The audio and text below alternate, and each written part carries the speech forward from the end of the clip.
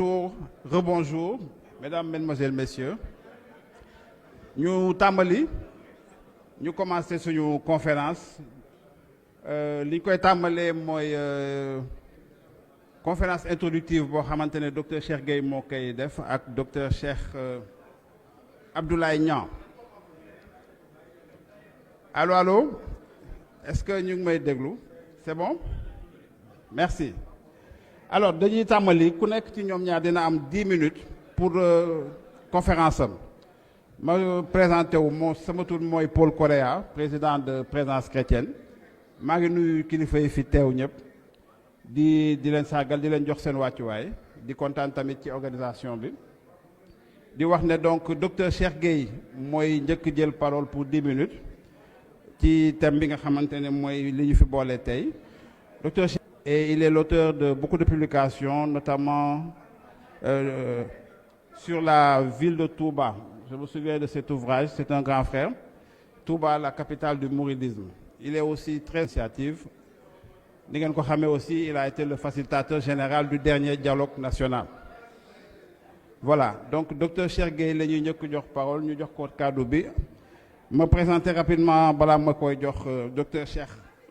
Abdoulaye Niang. Abdoulaye Niang chercheur la à l'IFAN, religieux et mobilité transnationale. ci biir téere yu bari yi mu produire machallah am na ci benn bu am solo bu tudd renouveau islamique et mobilité transfrontalière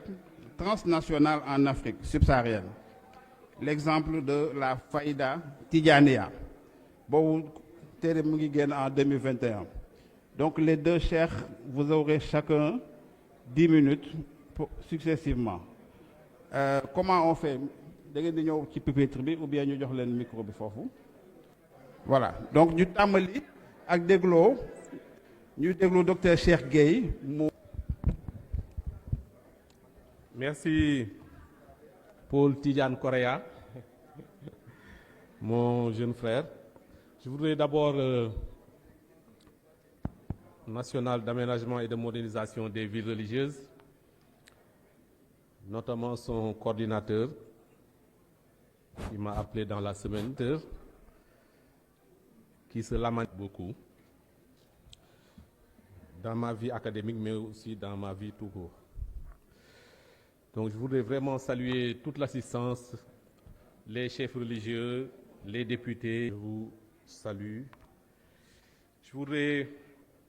consacrer donc la quinzaine de minutes qui m'est dédiée à une communication sur les villes religieuses dans la naissance de notre nation, les pouvoirs qu'elles représentent et aussi les défis sur lesquels on les attend. L'urbanisation du Sénégal prend aujourd'hui une tournure profondément singulière. Dynamique ne tire pas leur puissance d'un héritage colonial, ni uniquement d'une administration moderne, mais d'un ancrage spirituel. Aujourd'hui, les villes religieuses majeures, reconfigurant les équilibres territoriaux, économiques et politiques du pays. Donc je vais faire un panorama de ces réalités, revenir également sur les fondements de leur légitimité, leur poids économique,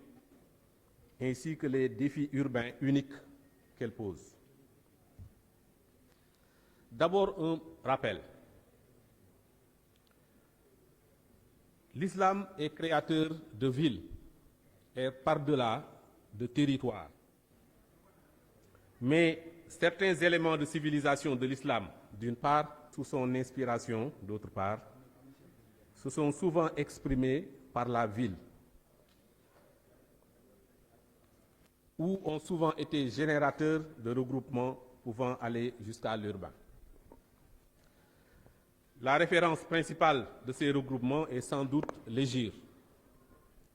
qui est une tradition islamique forte, puisque l'exil du prophète Mohammed sallallahu alayhi wa sallam de la Mecque à Médine est donné comme un tournant de l'affirmation de l'islam et comme un exemple à suivre. Plusieurs villages au Sénégal sont homonymes de Médine ou Taïba, dont on compte et des pratiques islamiques. La célébration inscrite dans un lieu de la disparition d'un prophète, de ses compagnons ou descendants, ou d'un événement, sont les principales motivations religieuses de ces fondations. Au Sénégal,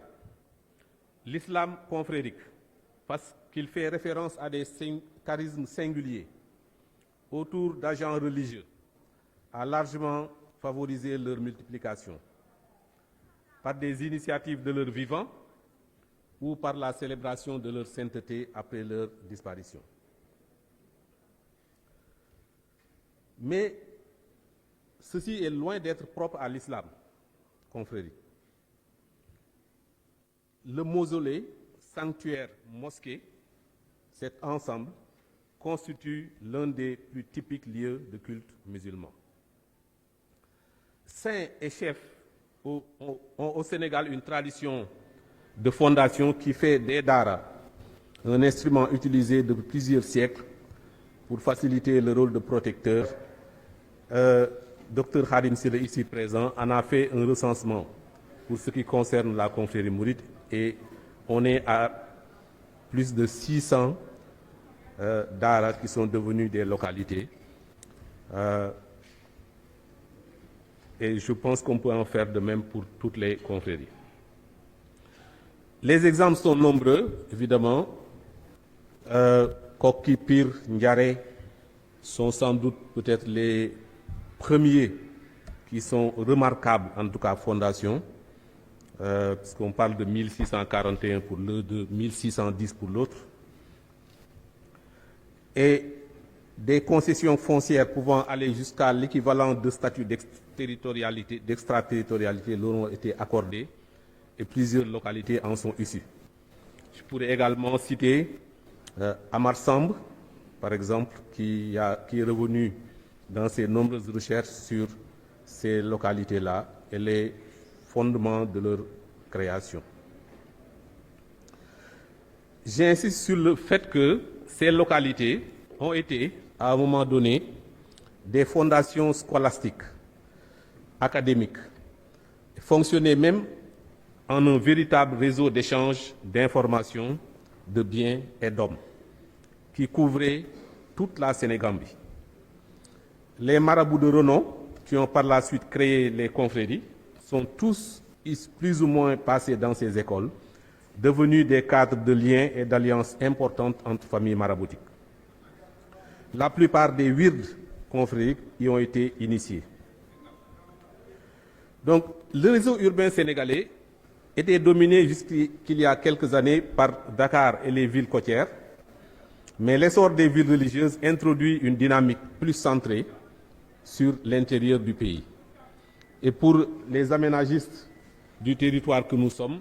c'est quelque chose d'essentiel. Parce qu'on passe d'une urbanisation plutôt coloniale, maritime, à une urbanisation qui nous appartient plus, qui est aussi une urbanisation de rééquilibrage territorial. Ces villes ne sont pas juste des lieux symboliques. Elles drainent des flux de pèlerinage, des échanges économiques et intellectuels et forment un sous-réseau urbain semi-autonome qui complète l'armature urbaine classique portée par l'État. Sur leur légitimité juridique et leur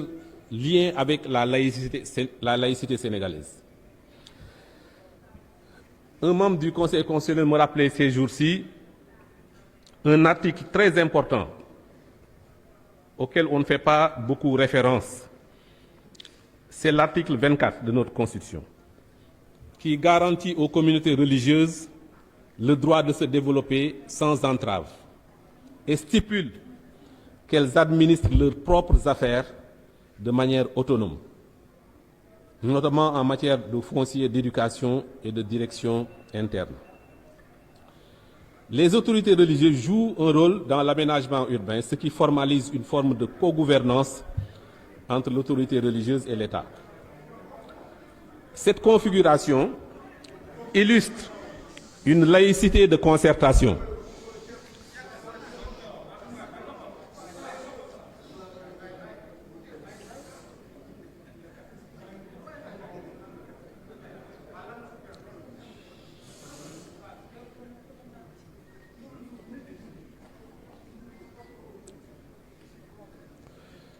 Je disais donc que cette configuration illustre une laïcité de concertation. L'État et les confréries co-construisent des projets d'infrastructures, routes, hôpitaux, universités, légitimant l'influence religieuse par des réalisations concrètes. Le Sénégal, pays dont la laïcité est spécifique, incarnant l'interaction harmonieuse entre pouvoirs spirituels et temporels, voit donc ces villes religieuses représenter les lieux de projection de cette laïcité sénégalaise, ou les instruments de lavage du péché de laïcité. Parce que je considère que pour justement atténuer la contradiction entre la laïcité et la surprésence du religieux dans notre espace public, l'État se lave de ce péché, entre guillemets, en appuyant les villes religieuses et également en contribuant à la vie de ces communautés. Ensuite, une légitimité identitaire et religieuse. Ces villes sont des refuges spirituels pour des millions de fidèles. Elles incarnent non seulement des figures sacrées, mais également des valeurs partagées. On voit que la solidarité, le travail, le service communautaire y ont une importance très importante. Les magal, les gamous, les célébrations multiformes cristallisent cette identité de référence spirituelle. Il s'agit souvent de moments très importants où la dimension eschatologique, symbolique et communautaire convergent. Les Sénégalais se reconnaissent dans ces cités et ces événements. Récemment, un ancien ministre de l'Intérieur m'informait que quand ils font leur sondage sur l'appréciation des Sénégalais par rapport à des projets étatiques,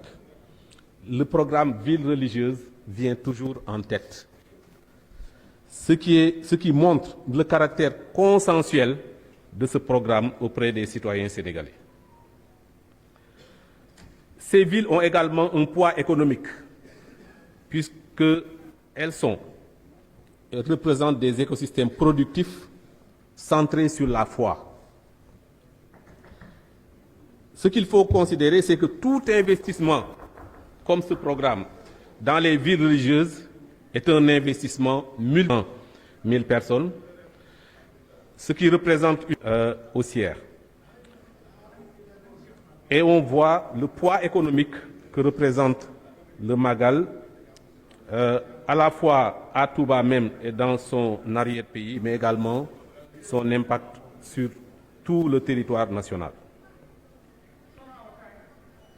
Chiffres qui ont été annoncés il y a déjà 10 ans, mais qui sans doute doivent être revus à la hausse très largement. Par ailleurs, ces confréries investissent dans l'agriculture, élevage, maraîchage, dans l'immobilier, dans l'éducation. Et ceci crée un modèle de développement économique très importante pour nous, à la fois la dimension spirituelle et la dimension temporelle. Donc chacune de ces célébrations et les cités qui les accueillent sont des moteurs de croissance, à la fois locale et nationale, ce qui rejoint l'axe économie compétitive de l'agenda 2050. Passerai rapidement, nous avons souvent une cohabitation entre autorités municipales élues et autorités religieuses,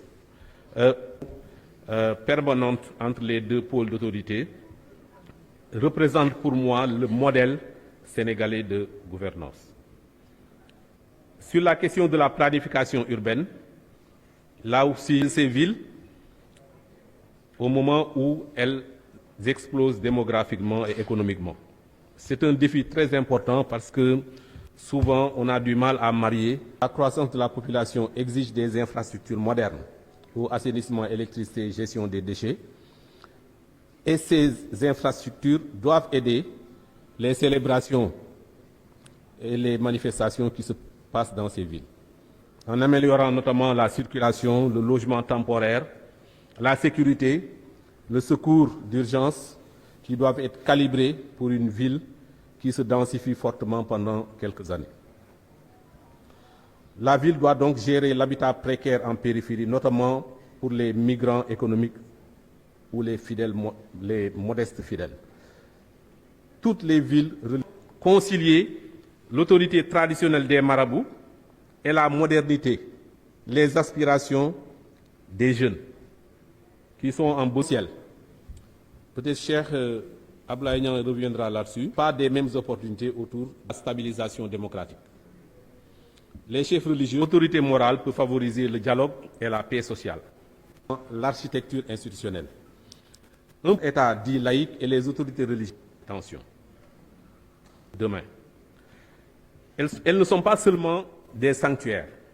Elles sont des laboratoires vivants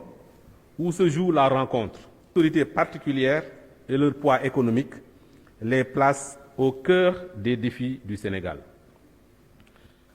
Préserver la sacralité tout en répondant aux besoins d'une métropole moderne.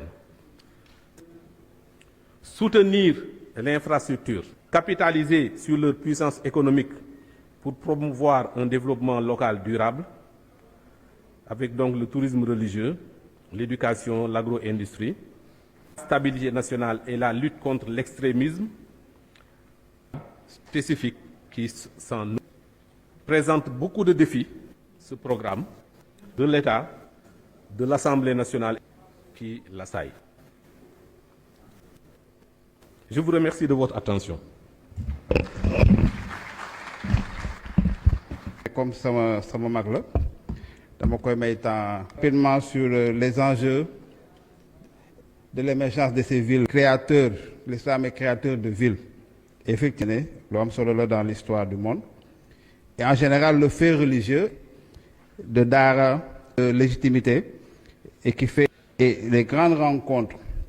religieuses des entre le spirituel et le temporel, et ça de l'espace. Ce dialogue. Et enfin, en termes de perspective, et pour finir, à une forte demande des citoyens, et c'est une excellente communication. Je vous demande de l'applaudir encore une fois à Dr Cheikh Ibrahim Niang, avant qu'on puisse ouvrir. Bon, il y a 10 minutes là, les gens. Santé. Bismillahirrahmanirrahim. Sallallahu ala sayyidina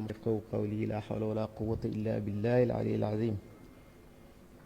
Monsieur le coordinateur du programme national de l'aménagement, chers collègues également, Serigne Mansour Tall, mes salutations les plus nobles et les plus respectées, de présenter une communication sur les présentations en trois temps, la focale sur une ville que je connais, d'abord pour être né et grandi là-bas, ensuite pour avoir fait des études, des recherches sur les défis de ces célébrations et événements religieux, avant de livrer quelques points qui pourraient servir de recommandations et qu'on pourrait verser également. Le Sénégal, à travers ses cités religieuses telles que Touba, événements religieux tels que le Magal, le Gamou, les Ziyaras, les conférences. La problématique des atouts et des potentialités liées à ces événements peut être posée à travers une double interrogation. Quelle est la portée de ces manifestations-là dans la transformation progressive des cités religieuses? Et puis, plus largement, quelle est la place qu'occupent ces célébrations dans la trajectoire? Je prendrai appui sur l'aide de manifestations religieuses. C'est important d'insister sur la portée de l'affermissement de la foi des fidèles. et dans la réaffirmation de l'identité religieuse. La cité de Medina Baye au Sénégal, la cité de Medina Baye, 1930-1940, et ce sont plus les ziyaras, les deux ziyaras, un ziyara. Ce qu'il faut, c'est de porter le sceau de la transnationale. Vivant dans les pays d'Afrique de l'Ouest, qui cristallisent beaucoup d'intérêts. C'est des activités économiques allant de la vente de biens matériels, services, le secteur des transports. On le sait, tout le transport, les taxis, les acteurs du négoce aussi informel tirent son épingle du jeu.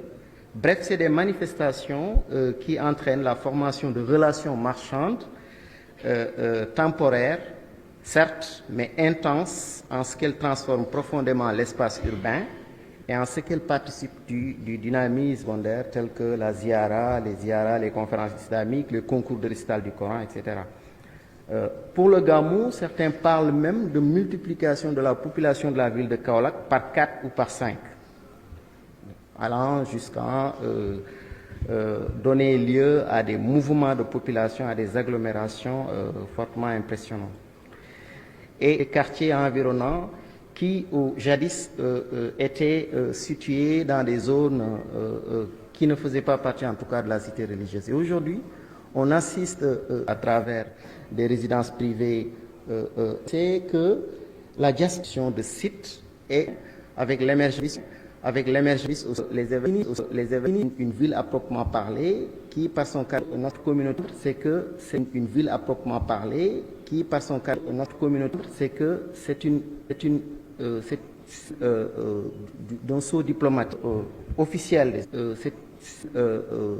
d'un saut diplomatique officiel des hommes une proximité à gouverneur ou dans bénéficier des Andes, proximité à gouverneur ou dans bénéficier des Andes. Et tout cela forme de stabilisation et de ces événements religieux-là. D'abord, il y a un défi d'organisation, c'est par la question de l'organisation foule tellement la gestion la gestion des flux qui me semble important et de surpopulation qui crée des événements d'hébergement sont clairement alentour. La cour centrale également refuse du monde tellement il y a recours parfois à des logements improvisés. Des logements qui a été financé ne peut malheureusement pas accueillir tout le monde. Et de même la saturation des axes routiers entre qui connaît ces axes routiers entre qui connaît ces qu'il gagnerait c'est les en termes d'accueil diplomatique Wolof et accessoirement en arabe et sanitaire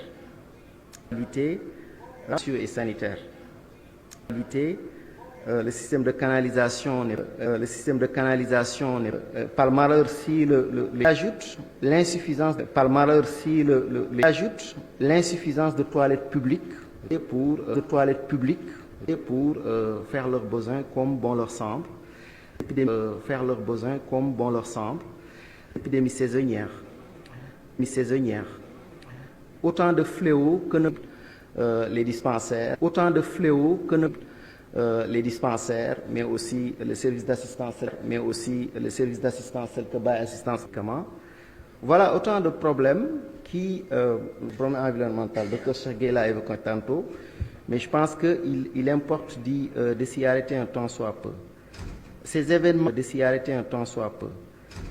événements sont des sources aussi de pollution propices à la peau des bus et des voitures.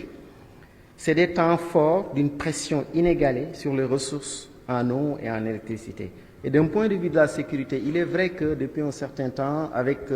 les contingents de forces de l'ordre envoyés, ils ont réduit quand même ils ont réussi quand même à réduire les cas de viol, de vol, d'agression, autant pour moi. Mais quand même, il y a toujours un travail à faire. Et donc, en conclusion, avant d'évoquer quelques points relatifs aux recommandations, on pourrait dire que les célébrations religieuses et les événements sont de véritables sources de création de la valeur, aussi bien pour les communautés concernées que pour le Sénégal.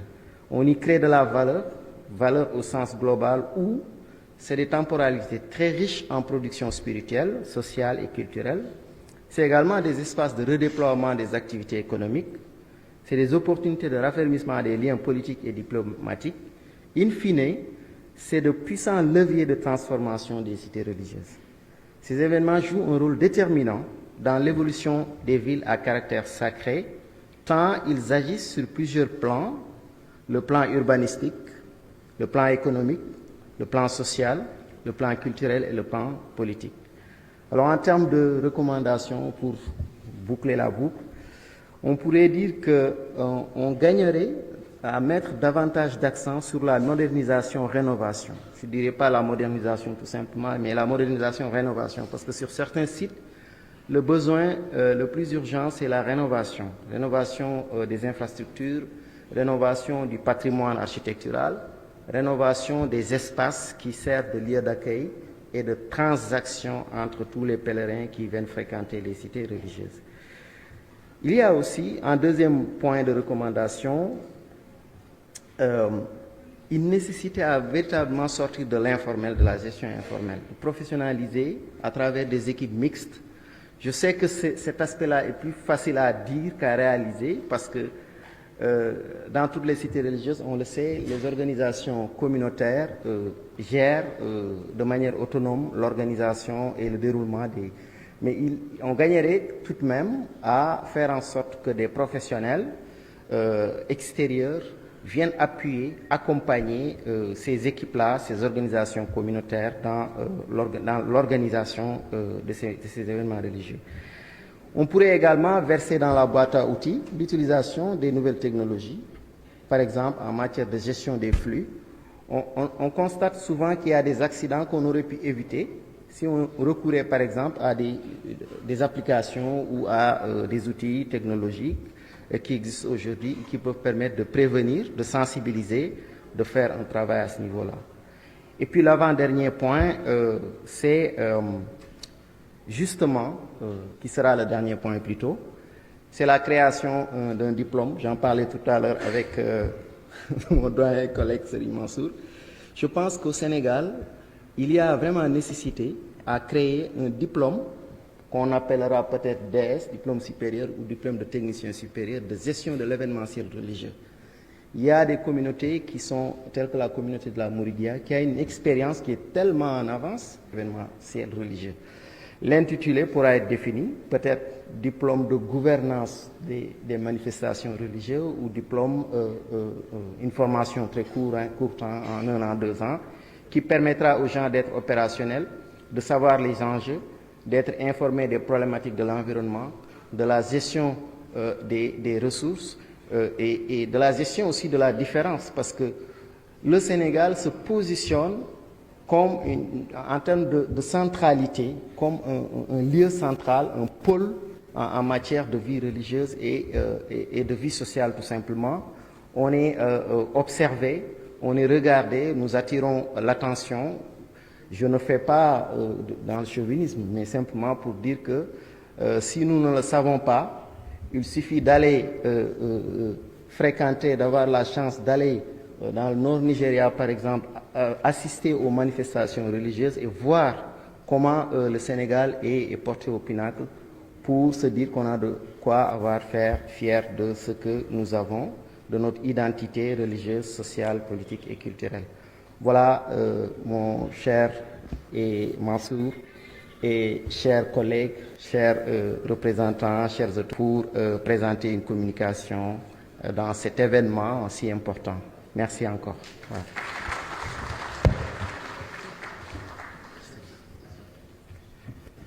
Merci beaucoup, Dr Cheikh Abdoulaye Niang. Je pense que grâce à vous, on a voyagé de Touba à Kaolack et on a traversé toutes les villes.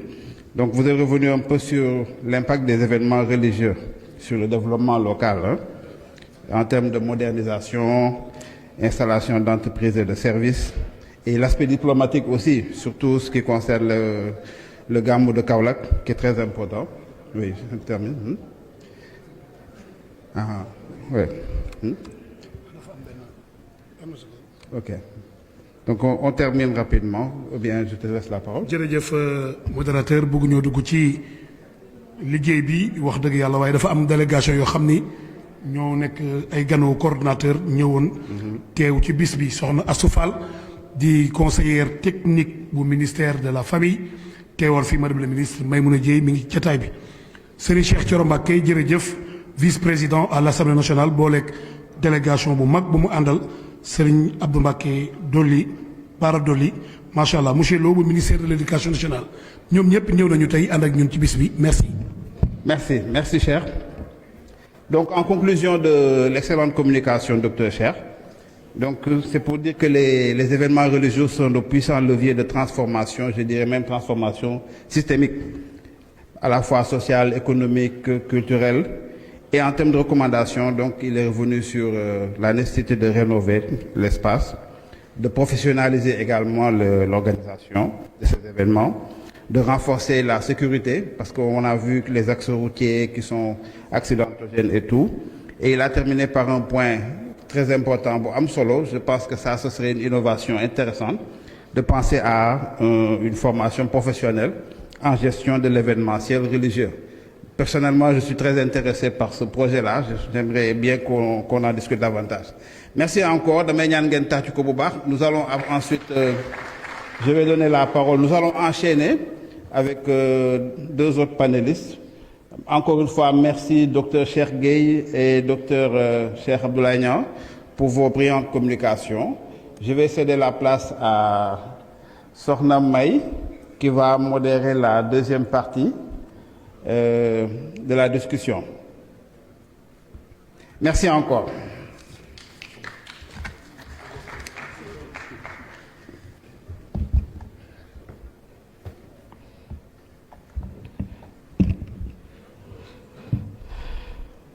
أعوذ بالله من الشيطان الرجيم بسم الله الرحمن الرحيم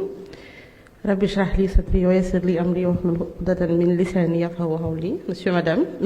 monsieur, distingués panélistes, assalamu alaikum wa rahmatullah. C'est pour moi un immense plaisir, mais aussi un devoir intellectuel.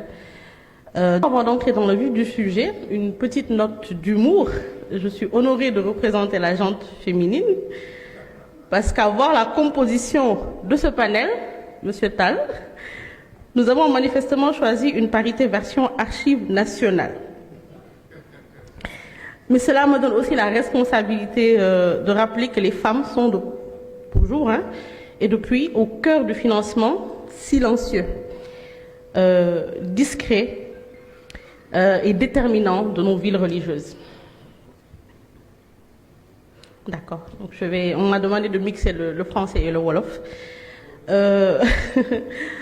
Donc, nos villes religieuses ne sont pas de simples des dynamiques économiques, flux éducatifs, organisations communautaires ou des infrastructures, mais c'est investir dans la paix sociale, la stabilité, la durabilité, etc. Et aujourd'hui, nous allons explorer 3 piliers fondamentaux qui ensemble dessinent un patrimoine spirituel et économique, donc la sociale, la banque agricole, place, donc à ce stade, j'ai l'honneur que nous souhaitons pour ce panel. Citoyenne, Touba Ca Kanam a révolutionné le financement. Cette structure incarne la valorisation des investissements qui modernisent aux commissions de superviser l'impact des WACF. Ces deux personnalités incarnent chacune en sa manière ce que ce panel veut mettre en lumière, la complémentarité entre tradition, innovation et gouvernance structurée. jëmale ci comme du mën a am du mën a ne comme que waxtu wi dañoo tënk te waxtu julli wi lañ ñu jot dañuy avancer rapidement doon leen présenter sëñ Mamour Mbacké mi nga xam ne mooy président Touba Ca Kanam yaakaar naa tey fi àddina toll ku ne xam na Touba Ca Kanam jàmbaarteem ak xarañteef bi nga xamante ne mi ñu ngi koy def ci liggéey ak dajale te seen slogan doon slogan boo xam ne soxla nañ ko tey ci réew mi. Donte El Hadji Amar Lo di ki nga xam ne mooy jiite commission de supervision mooy commission bi nga xamante ne bii ñooy saytu lépp lu jëm ci wàllu waqf fii ci Sénégal kon sans plus tarder di jox kaddu gi Serigne Mamor Mbacké ngir mu indi rek ci fukki minute wala lu ko yées communication bu ñu noppee jox El Hadji Amar Lo bu noppee ñu def synthèse mën a ubbi waxtaan wi ci panel bu njëkk bi ak bu mujj bi ginnaaw pause bi nag ñu mën a avancer vers le troisième panel. Je vous remercie.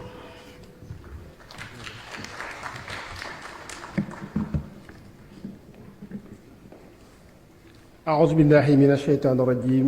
بسم الله الرحمن الرحيم والصلاة والسلام على أشرف المرسلين سيدنا ونبينا محمد وعلى آله وصحبه أجمعين السلام عليكم ورحمة الله وبركاته ñoo ngi nuyu ñi fi teew ñëpp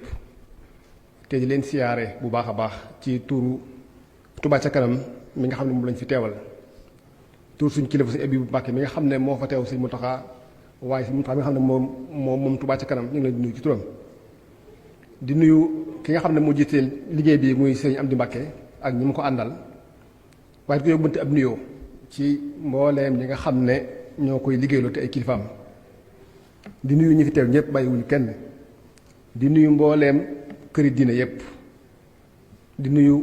waa église bi bu baax a baax a baax di sant yàlla bu baax a baax di taxaw fii di wax ci Touba ca kanam gi nga xam ne yàlla fa la ONG la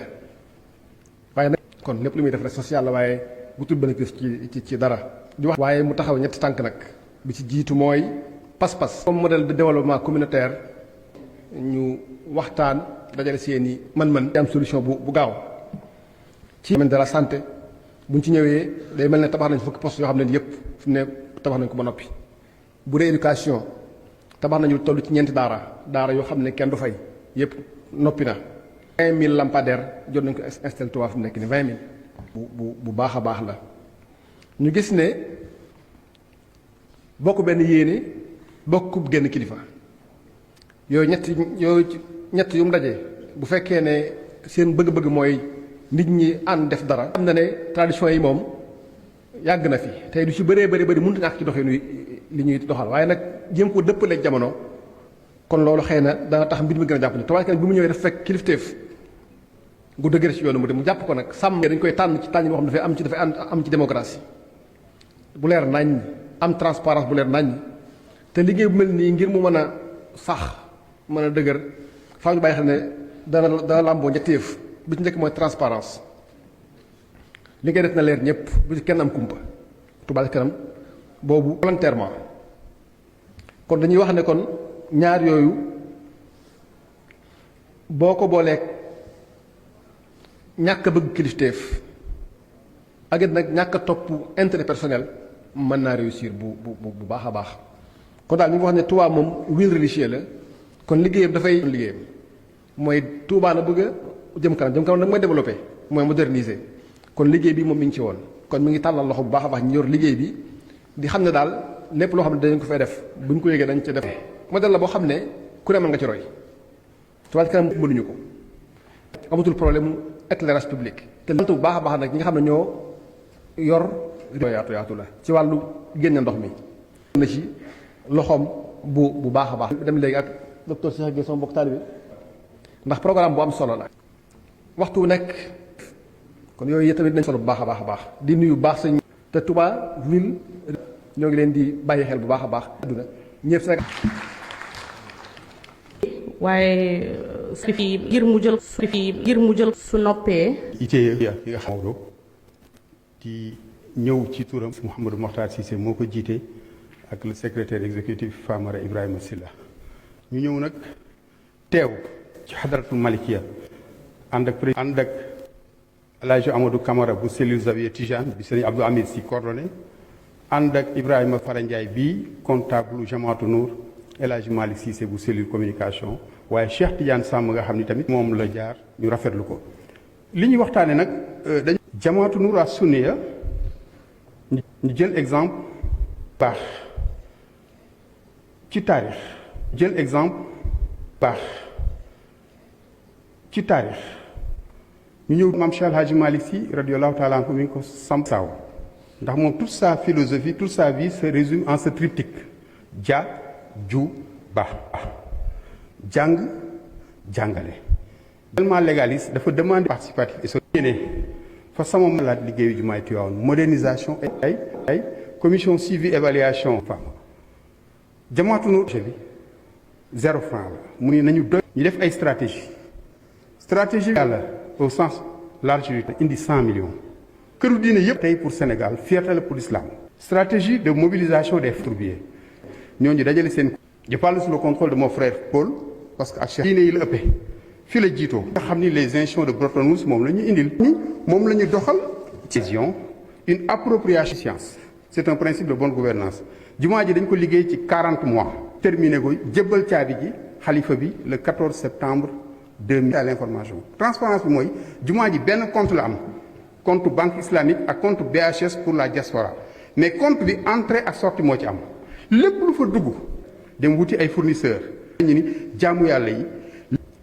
principe de 23 ba 24 14 septembre c'est pour jukkal pas du jëmmu mooy jumaa ji appel d'offre lañ def ouvert pour le gros œuvre fait par un cabinet indépendant sous centrale solaire la mosquée autonome avec am na 2 forces civiles on a fait ce qu'on appelle tus communautaire ou le permis social parce que amul benn àq bu ci am moo maintenant solos daje bi li tax mu am ensemble ñoom ñooy ànd pour co-construire lance du programme de modernisation des villes religieuses soo demee Touba tey moo tax relance bi foofu laay terminer soxna May xàll yu ci war a topp mooy li le coordonnateur d'action nga xam ni pour chaque cité religieuse ànd ak ñi mu ko war a seqal taw Tivaouane ak 2027 2028 mois d'août lañ koy Cheikh Tidiane Dièye suñu woon muy eaux usées la lancé ce programme lancé woon di ñaan yàlla mu terminer ndax responsabilité bi gàllu ci kawam fa gu am yërmande ci jaboot la responsabilité bi gàllu ci kawam fa gu am yërmande ci jaboot la sëñ Mountakha bi ñu demee ci màggal gi sëñ Mountakha bi ñu demee ci màggal gi ren l'assainissement hôpital ki Sall mais tey kan moo ko ren l'assainissement hôpital ki Sall mais tey kan moo ko ñun ñëpp ñoo ko bokk donc programme boobu ñun ñëpp ñoo ko bokk donc programme boobu laay foofu laay terminer soxna mise en cohérence nañ fexe ba lépp lu ñu def ci këru direction de la ville de Tivaouane surprise commercial les futurs pôles territoriaux Tivaouane donc tey ji dëkk ba xat na li Tivaouane soxla tey ci autour du xalif contre pouvoir sans être mais association privée buy doxee dañ ko gis Sëñ Mansour dans les projets stand mu am solo dañoo boole état ak docteur Cheikh jàpp naa ne diine assis sur le culte état du organiser ci tënk dara jataay weccante xalaat la mais nag nañ def ñëpp ñu échanger xool les bonnes pratiques su dee nag am na lu ci dëng tuuti ngeen jég maa ngi nii Ousmane bu Koskas a ngi nii El Hadj Malick pour réaliser maa ngi sant ñëpp di jégg ñëpp di bala ji am na solo bu baax a baax yaakaar naa man buñ ko doon tënk dinañ ci mën a indi lu am solo en termes de santé wane rek ne communauté yi dañoo am dayo dañoo am solo man Tivaouane laa dëkkuma Touba. On va donner la parole à El Hadj Amar ngir mu indil ñu sa communication brève toppee ñu tëjandi yaakaar naa bu fekkee ne dañuy pause déjeuner et puis on va enchaîner normalement avec le 3e panel yi te ñu ci xaar l'honorable député Cheikh Omar Bamba Diop. El Hadj Amar, la parole est à vous. سيد الأولين والآخرين محمد بن عبد الله des collectivités territoriales à travers ce programme qui a bien voulu concernant la modernisation des villes religieuses. Moustapha Mbacké pour cette et les possibilités que la finance islamique des villes religieuses est faite en PowerPoint. Une idée de ce que c'est que la haute autorité du Waqf, ses missions et le travail si important qu'on est entre ce principe de finance islamique sociale, haute autorité du Waqf, administrative en général. À l'appel afin d'augmenter,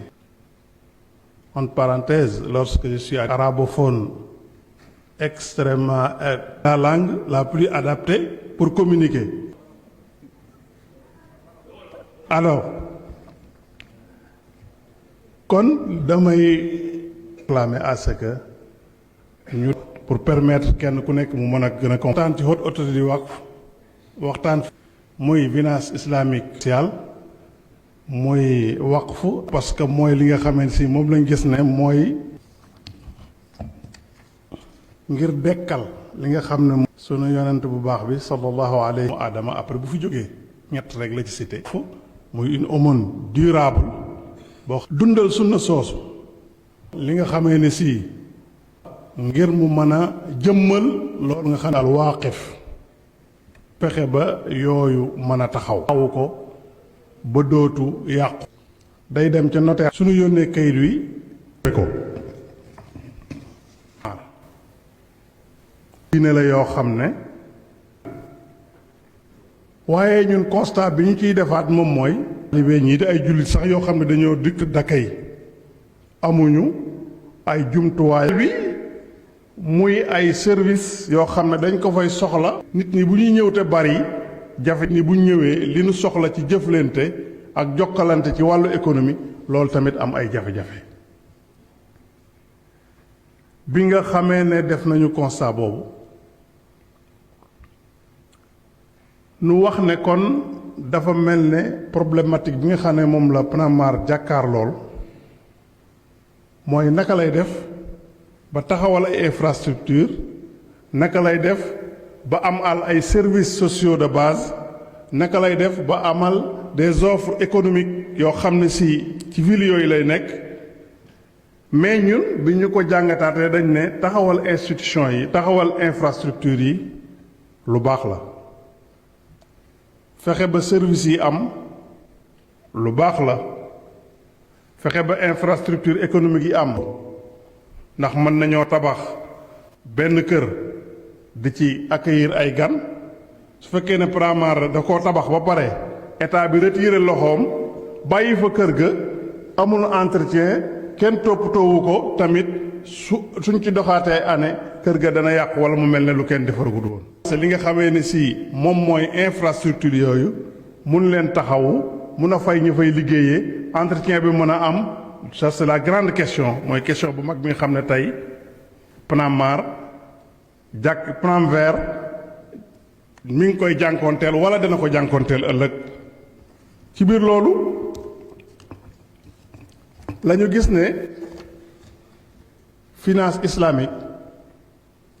am na ay opportunité yu dëkki diine yi ci àdduna bi yépp waqf moo ko tabax l'islam ba mu juddoo dawlal amawiya mooy l'empire omeyyade dawlal abbasiya l'empire abbasside ba ci al osmaniyun muy les turcs 60% spécialistes yi wax nañ ne 60% du financement des services sociaux de base waqf moo ko moo daan entretenir jàngkat yi ak jàngalekat yi waqfu mooy alal ju ñu rënk terme juridique bi mooy alal ju ñu immobilisé su dee ci arabe mooy alal ju ñu xabs parce que l'expression utilisée par le prophète Mohammed sallallahu alayhi wa sallam wal xabs le waqfu yonent bi wax ko xabs la wax parce que bi Seydina Omar ñëwee ne ko asabtu ardan am na suuf soo xam ne asabtu ardan j'ai eu une portion de terre après la bataille de Khaybar ne ko dama bëgg yaa Rasulallah nga wax ma lan laa ciy def musuma am alal ju baaxe noonu dama bëgg nga la lan ma ci def yonente bi sallallahu alayhi wa sallam ne ko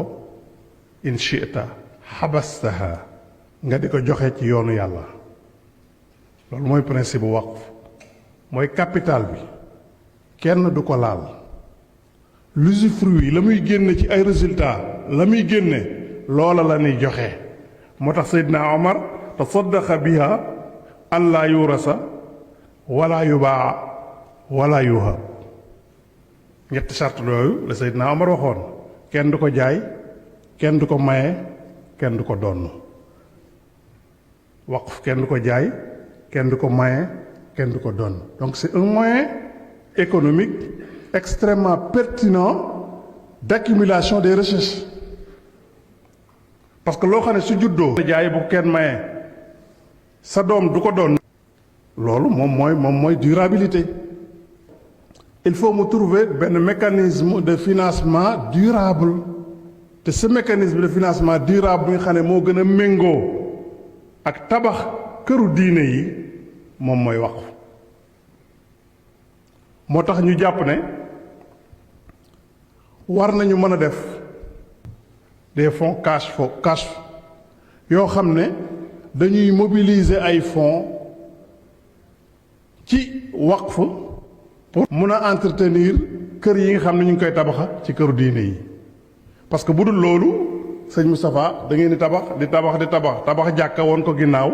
ñu teg ci ay jamono mu délabré wu nga tabax këru diine bu muy accueillir ay kii teg ca tuuti mu délabré wu ñu tabax église ñu teg ca tuuti mu délabré wu mais léegi nag li ñuy permettre ñu mën a continuer financement bi mooy li ñuy wax waqf productif. lan mooy waqf productif mooy waqf boo xam ne si dañ koy tabax comme un immeuble wala benn marché centre commercial wala tool bu ñuy bay yoo xam ne si la cay génne dañ koy utiliser pour entretenir li nga xamee ne si mooy mosquée yi ak kër yooyu ñuy tabax ak li nga xamee ne si moom mooy hôpitaux yooyu nga xam ne tabax. tey bokk na ci li ñuy recommander mooy këru diine yi boo ci dem da nga fa fekk ay terrain ak ay immeuble ak ay espace yoo xam ne kilifa yi ñoo ko moom. bi mën na woote ñu def lu ñuy wax mashruul ashum al waqfiya muy ay certificat yoo xam ne suñu évaluer que ne immeuble bi 10 millions mën na koo jar et que recette yu génn ci location bi dañ koy utiliser pour entretenir mosquée bi wala ñu entretenir kër gi nga xam ne moom lañ tabax ñu jël 10 millions yooyu séddale ko ci ay certificat di ko jaay wala ñu di ko jox taalibe yi wala mbokk yi pour mobiliser des fonds et que ces fonds là vont nous permettre de construire li nga xam ne moom mooy waqf boobu. beneen bi mooy ci banque islamique yi aussi à travers produits yi nga xam ne dañ koy proposer lu mel ne al istisna lu mel ne al ijaara te mooy tabax immeuble di ko louer wala nga déggoo ak banque bi ngir mu tabal laxal laay institution ay immeuble yu nga xamee ne si après buñ koy louer muy sukuk moom mooy les obligations version islamique bi am na bu nga xamee ne si day tax ñu mën a mobiliser ay fonds pour mën a financer li nga xamee ne si moom la dernière page si dañu permettre pour entretenir benn ci ay fonctions yoo xam ne si ay fonctions wu ville religieuse la bi ci njëkk mi ngi nii fii lay amee ci Sénégal waqf daara moderne waqf bi la Alassane Ndoye foofu lañ koy tabax ay kër ci nekk ay appartement ak ay plateau de bureau banque islamique du développement moo ko financé ci 20 millions de dollars état du Sénégal def ci 4 millions 200 000 dollars immeuble bi lan lay liggéey moom mooy jàppale daara yi uniquement maanaam ci sunu xayma jàpp nañ ne lu mu bon milliard ak genn wàll waqf bi bu tax paree dina ko génne par at milliard ak genn wàll boobu lépp dañ koy def ci daara yi loolu modèle waqf la supposons tey jii le khalife général des mourides le khalife général des Tidianes de Thiénaba demande l'état du Sénégal mu jox leen benn portion de terre fii ci Dakar boo xam ne dañ ciy taxawalaat ay immeuble yu mel nii yoo xam ne si ëllëg bu ñu ko loué lu ca génne c'est pour entretenir la grande mosquée de Tivaouane c'est pour entretenir l'hôpital de Tivaouane c'est pour entretenir la grande mosquée de Touba c'est pour entretenir l'hôpital de Touba c'est pour construire des daara à Tivaouane à Touba ou ailleurs c'est un modèle bu nga xam ne mun nañ kii beneen bi mooy deuxième modèle bi moom la ñu wax abrajal bayt zam-zam towa soo demee Makka immeuble bi ñi ngi ko construire ci juróom-ñaari gratte-ciel la ñoo tiim Kaaba ga juróom-ñaari gratte-ciel yi dara vous voyez cela veut dire que état bi pour di entretenir jumaa lépp lu ñu war a def ci Kaaba gi mën naa nekk pour la grande mosquée de Tivaouane permettre ëllëg ñu mën a am programme bi budget bi ci état bi di def waa ca Tivaouane ak ci feneen ak feneen mais waqf yooyu ëllëg budget bi état bi doon génne pour di ko def fii mën na koo defi feneen walla boog sax la waqf mooy financement bi gën a adéquat ndax ñi ko mën a def ci la bokk mais yàlla da complété ak waqf muy loo xam ne c'est du bénévolat koo jox loolu nag dafa nekk aw yoon wu yaatu gouvernement wu pays monde musulman bi bokk na ci li leen di dimbali di leen jàppale mooy zone yi nga xam ne dañ cee am difficulté ci financer ko dañuy dellu siwaat ci waqf mu jàppale leen soo demee Turquie 19 université fukki université ak juróom-ñeent waqf moo ko bi ñu defee ay recherche topp li nga xam ne moom mooy waqf ci Sénégal dañu gis ne ci téeméeri at yi weesu benn waqf dong lañ gis boo xam ne bindoon nañ ko codifié ko dem ci notaire def ko muy wax bu ñu wax waqf Ahmed Gora Diop Saint-Louis la 1907 la ko defoon chez le notaire. waqf et je salue au passage que ne Touba ci kanam mii jël parole ñu ngi travailler ak ñoom parce que Touba ci kanam ñëw na liggéey ak ñun ba ñu créer benn waqf foo xam ne téeméeri million lañ ci def. muy le financement participatif c'est du waqf li am solo rek moom mooy ñu codifier ko organiser ko bi nga xam ne dina méngoo ak loi bi méngoo ak texte yi nga xam ne moom la l'État du Sénégal sa li nu bëggoon a wax lépp mënuñu ko wax ndax kii bi xat na bu jàppalante ak ñëpp pour que le waqf doon benn mécanisme boo xam ne plan vert dina ko mën a utiliser ci liggéey ak ñoom pour mën a financer li nga.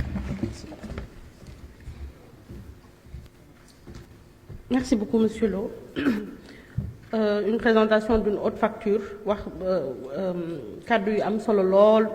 Monsieur Diop avait une petite parenthèse. Oui, dafa am benn omission rek ci sama présentation ci mooy du Sénégal dafa am pàcc boo xam dañ koy jagleel. Ensuite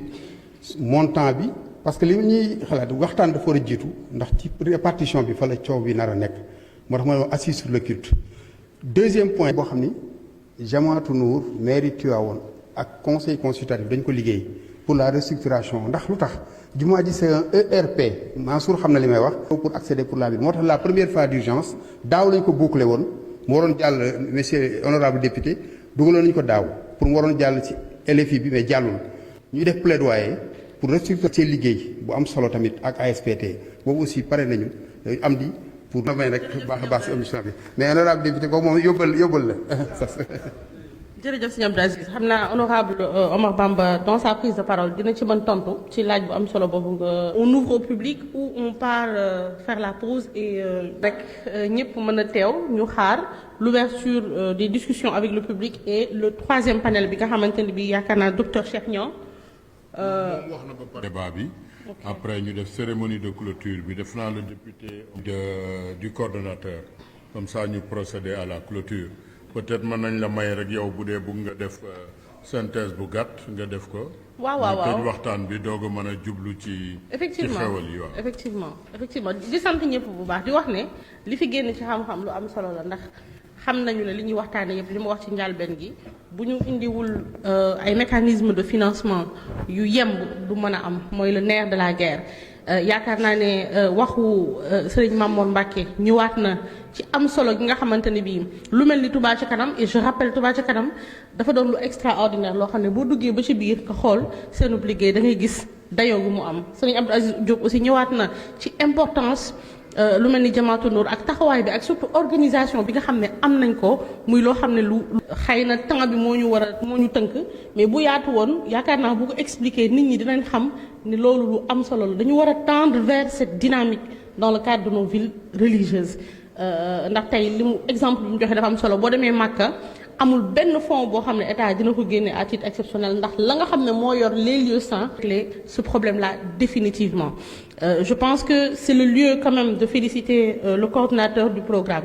ndax échange yi fi am na solo yoo xamante ne bii buñ ci tënkoo yaakaar naa ne des solutions viables dana mën a génn ñu xamaat importance bi nga xam ne programme bi am na ko autorités yi aussi gën koo jox cër ngir gën a ñoŋal ndax avec les maigres moyens bu mënee def lu toll nii yaakaar naa buñ ko renforcer dana mën a taxawaay boo xamante ne bii dana am solo te yaakaar naa li nga xamante ne bii monsieur Tall wax na ko ci début bi dëkku diine yi mooy Sénégal man damay faral di wax ne diine ji ak lu ñu bokk du benn couleur ci drapeau bi mais mooy wëñ bi nga xam ne moo lëkkale couleuru drapeau bi kon lu am solo la ngir tënk rek ndax dafa mel ni nit ñi sonn nañ buso yi ñi ngi xaw a jaxtu donc ñu fermer cette deuxième session le panel sur les mécanismes de financement incha allah wa rahmatullah jërë ngeen jëf. ku ne xam ne ne yàlla daa bind te yemalewul am na ñu matal am ñu matlewul waaye ba mottali amee ba léegi kenn sonnatul buur kattan di produit 100% naturel sans effet secondaire ñu defare ko li nga xamante ni moo di petit cola bisaab ak jinjeer ñoo ngi jàppale leen ci seen wàllu kattan ak seen wàllu wërgu-yaram bu nekk jarna fi nguur ak keng ba ci kikirikiij waaye bii mooy seen buur di buur kattan ballonnement moo ci mën constipation faiblesse sexuelle diabète sinusite éjaculation précoce di joxe appétit sexuel teg ci itam day raxas sa biir ba mu set wecc xar yëpp xar lañ waaye laadum da ciy gën te bu ñu nee góor ngóoraa tax